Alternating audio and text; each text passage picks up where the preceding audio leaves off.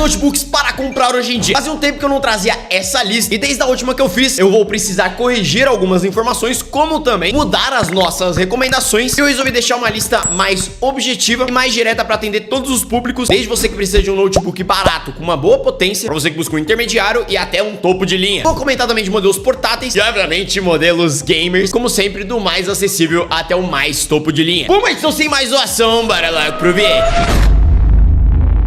Lembrando, links de todos os produtos, assim como sempre, vão estar aqui na descrição, junto com também a gente vai colocar link de memória RAM e também SSD para caso você queira fazer upgrade no seu notebook. Mas vamos lá. Começando pela opção mais barata que nós temos, é simplesmente o Lenovo IdeaPad 115IRU7. Ele é uma versão um pouco mais recente, mas dos notebooks baratinhos, honestamente, é uma das mais impressionantes pelo preço. Ele é um notebook que hoje atualmente fica na casa aí dos seus R$2.000 a R$2.200. E calma, eu quero um notebook mais barato. Existem opções de notebooks até com boas configurações de processador na faixa aí dos seus 1.700, 1.800, abaixo dos R$2.000. Só que eles têm um pequeno problema em comum. Eu vou explicar isso melhor. Basicamente, o Lenovo IdeaPad aqui, ele tem uma tela de 15.6 polegadas, Full HD 60 Hz. O único ponto negativo dessa tela é que ela é um painel TN. O painel TN, ele é mais apropriado para jogos, mas ele tem um ponto negativo que ele tem uma péssima reprodução de cor. Então a gente tem o TN, o VA e o IPS. O VA e o IPS vão trazer a melhor reprodução de cor. O TN, ele é um pouquinho mais fraquinho. Além disso, ele tem 256 ou 512 de armazenamento, 8 GB de RAM DDR4 com 3.200 MHz de velocidade. E sim, ela é soldada, só que ela tem um ponto positivo: dá para expandir. E aqui nós temos o ponto principal dos notebooks baratinhos. A maioria desses modelos abaixo dos R$2.000 tem processadores ok. E o ponto pior é que na maioria das vezes eles vêm com só 4 GB de RAM e não dá para expandir. Cara, 4 GB de RAM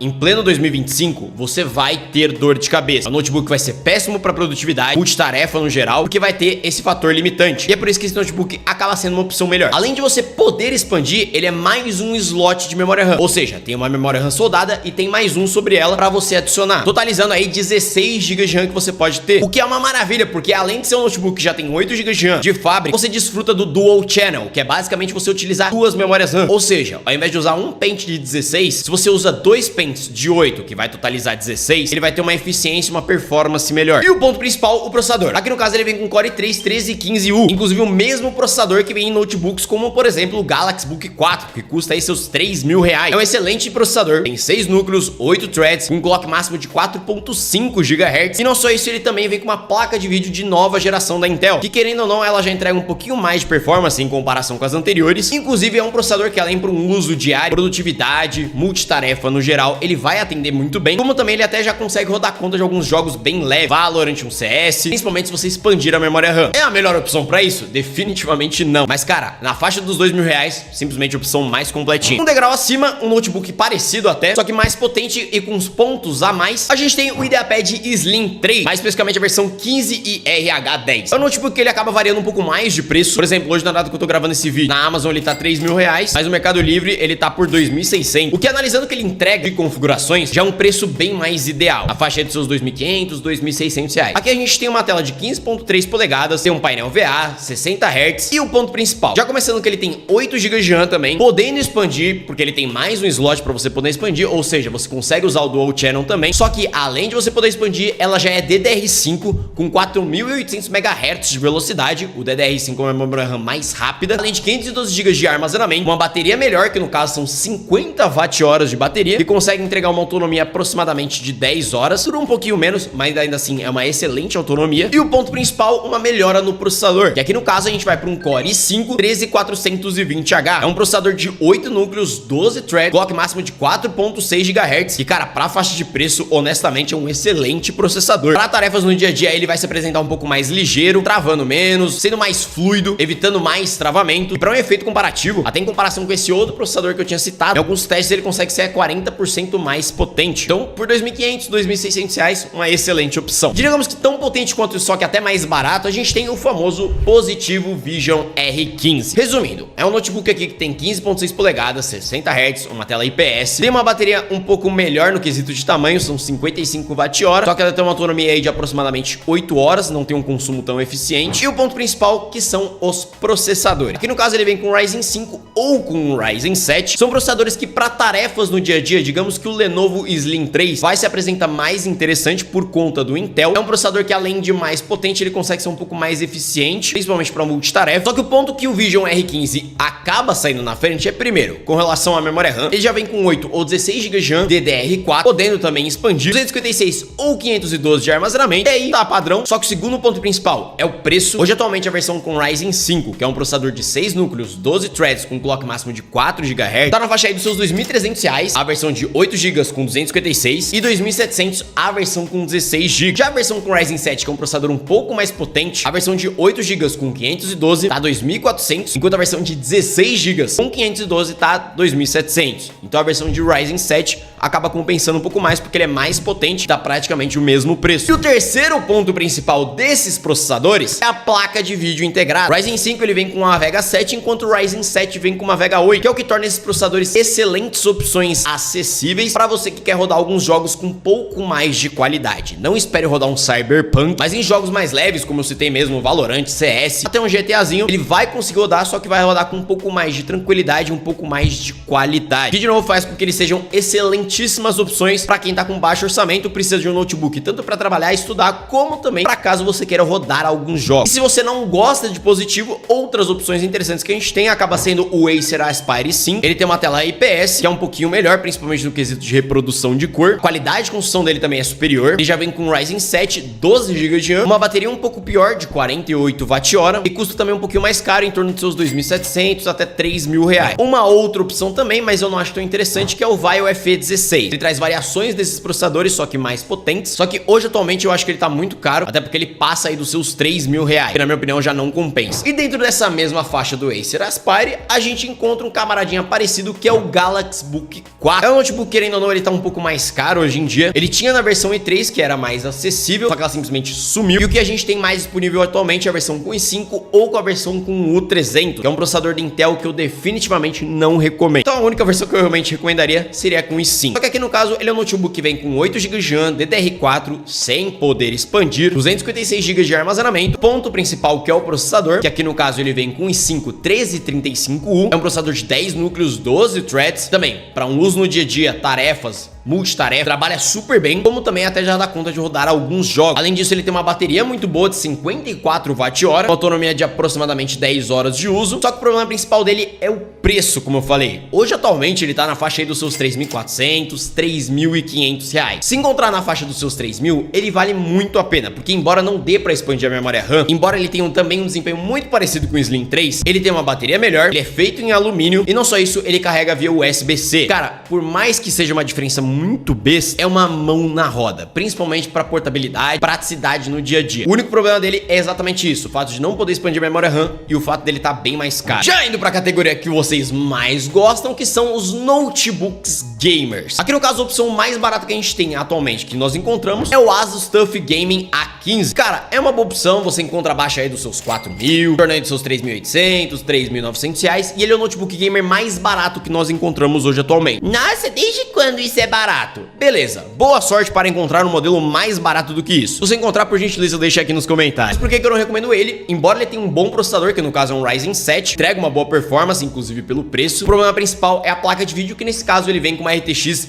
2050, que digamos que ela tem uma performance basicamente idêntica de uma GTX 1650, para hoje em dia tá se tornando uma placa de vídeo bem fraca. Além disso, por um preço muito próximo, a gente encontra outros notebooks que vão te entregar uma potência bem mais interessante na questão da placa de vídeo, como é o caso do Lenovo Loki Core, que se torna uma das melhores opções que a gente tem hoje atualmente na faixa de 4.000 reais a versão com 8 GB e 4.400 a versão de 16 GB dele. Ele aqui já traz uma qualidade de construção muito boa, muito bem feita. E alguns pontos principais: ele já vem com 8 ou 16 GB de RAM, 4.800 MHz de velocidade, já é DDR5, 512 GB de armazenamento, uma tela IPS já com 144 Hz, uma bateria de 57 Wh, que vai ter uma autonomia aí de aproximadamente 6 horas de uso. Cara, honestamente, notebook gamer nenhum, absolutamente nenhum, tem uma boa autonomia de bateria. E o ponto principal, que é as configurações. Aqui no caso ele vem com i5 12450HX, é um processador de 8 núcleos, 12 threads, um pouco mais fraco em comparação com o Ryzen do Asus, mas ainda assim consegue entregar uma excelente performance. performance, ainda mais pelo preço, sem contar que aqui a gente já tem uma RTX 3050 de 6 GB com 90 watts de TGP, que em comparação com a 2050, cara, aqui a gente tem uma diferença de performance de 20, 30%, até mais em performance nos jogos. Então a diferença é bem grande em comparação com essa placa de vídeo, por isso que eu definitivamente não recomendo mais notebooks com RTX 2050. Na faixa dos seus 4.000 cravadinho, o Lenovo, ele querendo ou não, acaba sendo uma das melhores opções que a gente tem. Outro concorrente acaba sendo o Acer Nitro V15. Ele hoje tá um pouquinho mais caro, em torno dos seus 4.200 a 4.500 reais. Tem a mesma bateria, a mesma tela, mesmo armazenamento. Ele tem uma qualidade de construção um pouco inferior, o acabamento, na minha opinião, do Lenovo e do Acer. Eu acabo preferindo um pouco mais da Lenovo. Não só isso, um ponto que eu esqueço até de citar às vezes, o Acer, ele tende a ser um pouco mais barulhento. E aqui no caso, essa versão também já tem a RTX 3050. O que vai mudar aqui vai ser basicamente o processador. E aqui no caso ele vem com o i5 13420H, que é um processador de 8 núcleos, 12 threads, um clock máximo de 4.6 GHz, que em alguns testes é um processador que é levemente inferior em comparação com o do Lenovo, mas ainda assim eu diria que é tão bom quanto. Ele tem um design que tem uma pegada um pouco mais slim. E digamos que nas opções que a gente tem, que a gente encontra entre os notebooks gamers mais acessíveis, ele acaba se destacando em outras categorias que eu vou falar. Continuando agora, e como eu falei, o Acer Nitro, a partir dessa faixa, grauzinho acima para você que quer extrair um pouco mais de performance, o Acer acaba se destacando por conseguir trazer preços um pouco mais competitivos, digamos assim. E aqui no caso a opção que a gente tem é o V15 de novo, com uma RTX 4050, basicamente o mesmo notebook, só que ele vai de uma 3050 para uma 4050 de 6 GB com 115 watts de potência. Não é a 4050 mais potente, mas ainda assim, se a gente pegar uma performance, uma diferença de performance em comparação com a 3050, ela consegue entregar uns 35, 45% a mais. E hoje atualmente é um notebook que fica em torno dos seus 5.200, 5.600 reais, o que em comparação com outros notebooks dessa mesma categoria, um Dell G15 está na faixa dos seus 7.000, um Asus também hoje praticamente está em torno dos seus 7.000, e o Lenovo, que até traz um processador um pouco melhor, em torno aí dos seus 6.000 reais. Eu diria que desses modelos aí, um pouco mais caros, o único que eu realmente recomendaria seria o Lenovo, exatamente por conta dessa diferença em relação ao processador. Só que ainda mais performance no quesito da placa de vídeo, notebook, de novo, idêntico, acaba sendo o Acer Nitro, só que a versão 52VN. Por que eu acho ele uma opção relativamente interessante? Hoje atualmente ele fica na faixa aí dos seus 5.800 reais. De novo, é exatamente o mesmo notebook, a única coisa que muda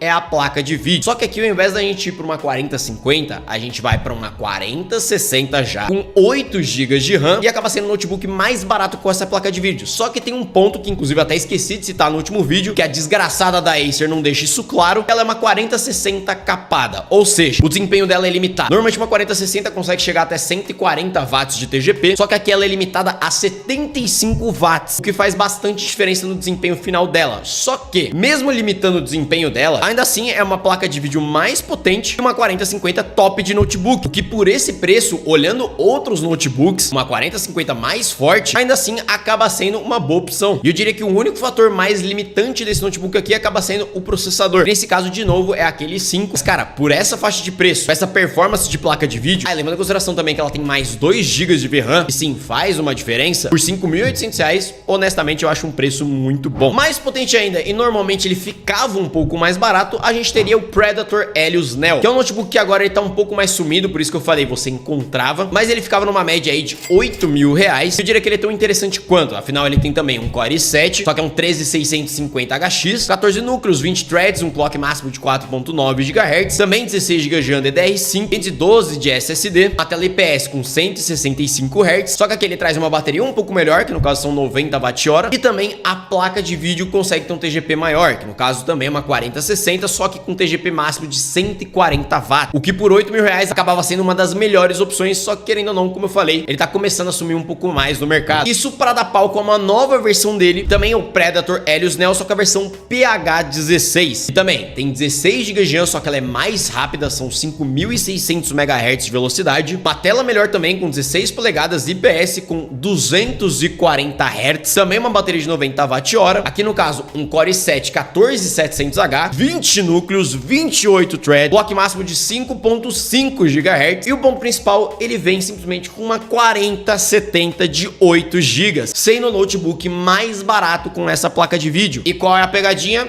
Por incrível que pareça, não tem. Aqui no caso, uma 4070 consegue entregar um TGP aí de 140 watts, ou seja, ela não é capada. E mesmo sendo um modelo mais acessível, ainda assim, em comparação com outros modelos, obviamente não entrega melhor performance, mas ainda assim é muito bom. E hoje atualmente tá na faixa aí dos seus R$ 9.500, o que sim, é um estrondo de preço, mas vale ressaltar que tem notebook que você paga isso e vem com uma 4060, cara, até configurações mais simples. Então por esse preço e pelas especificações, é um notebook extremamente completo. E lembrando, rapaziada, o link de todos os produtos vão estar aqui na descrição. E eu acho que é isso. Se você gostou desse vídeo, não esqueça de deixar o seu like, se inscrever no canal e ativar o sininho das notificações pra não perder os próximos conteúdos. Lembrando, eu tenho outras redes sociais. Eu acho que é isso. Eu fui por aqui. Valeu e falou!